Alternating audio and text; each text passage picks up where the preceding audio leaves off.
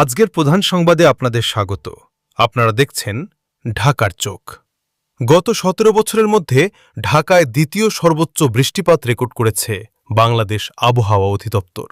গত ২৪ ঘণ্টায় রাজধানীতে ১৭৫ মিলিমিটার বৃষ্টিপাত হয়েছে। এর আগে ২০০৯ সালে একদিনে সর্বোচ্চ ৩৩৩ মিলিমিটার বৃষ্টিপাত রেকর্ড করা হয়েছিল। আবহাওয়াবিদ একেএম নাজমুল হক জানিয়েছেন, বাংলাদেশের ওপর মৌসুমি বায়ু বর্তমানে বেশ সক্রিয়। এর প্রভাবে দেশের বিভিন্ন অঞ্চলে টানা বৃষ্টিপাত হচ্ছে। তিনি বলেন, বর্ষা মৌসুমে বৃষ্টি স্বাভাবিক হলেও এবার এর তীব্রতা তুলনামূলক বেশি। গত ২৪ ঘণ্টায় দেশের বিভিন্ন এলাকায়ও উল্লেখযোগ্য বৃষ্টিপাত হয়েছে।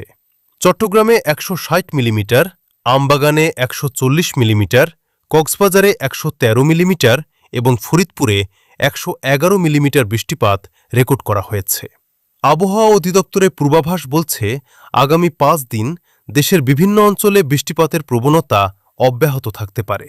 বিশেষ করে রংপুর, রাজশাহী, ময়মনসিংহ, ঢাকা, চট্টগ্রাম ও সিলেট বিভাগে মাঝারি ধরনের ভারী থেকে অতি ভারী বর্ষণের আশঙ্কা রয়েছে। ১৩ জুলাই দেশের অধিকাংশ অঞ্চলে বৃষ্টি কিংবা বজ্রসহ বৃষ্টির সম্ভাবনা রয়েছে। কোথাও কোথাও হতে পারে ভারী থেকে অতি ভারী বর্ষণ। দিনের তাপমাত্রা সামান্য বাড়লেও রাতের তাপমাত্রা প্রমাত্রা প্রায় অপরিবর্তিত থাকতে পারে। ১৪ জুলাই রংপুর ও রাজশাহী বিভাগে বৃষ্টির প্রবণতা বেশি থাকতে পারে। এছাড়া দেশের অন্যান্য এলাকাতেও বিচ্ছিন্নভাবে বৃষ্টি হতে পারে। ১৫ ও ১৬ জুলাই খুলনা, বরিশাল ও চট্টগ্রাম বিভাগের অনেক এলাকায় মাঝারি থেকে ভারী বর্ষণের সম্ভাবনা রয়েছে।